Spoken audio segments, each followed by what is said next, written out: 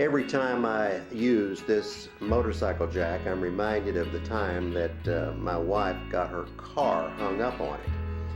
You see, at the time we lived out at the coast, but I was going to Atlanta for a few days on business.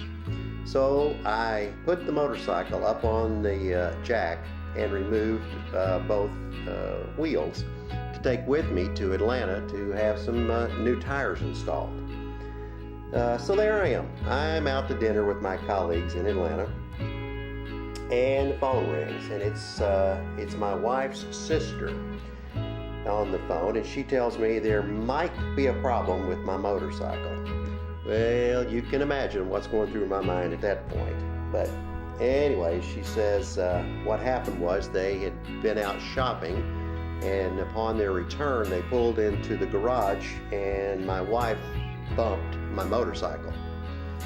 Well, I immediately assumed that she had knocked it off the jack and it was lying on its side in the middle of the garage. But no. She assured me that it was still upright and on the jack, but that the jack and the motorcycle were somehow hung up under the front bumper of the car, and she wants to know what to do. How the heck do I know what to do? I'm 5 hours away. So my wife gets on the phone, says for me to just calm down, go have a beer, and she'll get the neighbor who has a motorcycle, she'll get him to come over and have a look. Hey, that sounds like pretty good advice to me. So that's what we do. Well, then a little while later, the next phone call I get is asking, do I possibly have a floor jack? No. Of course, I do now, but not at that time.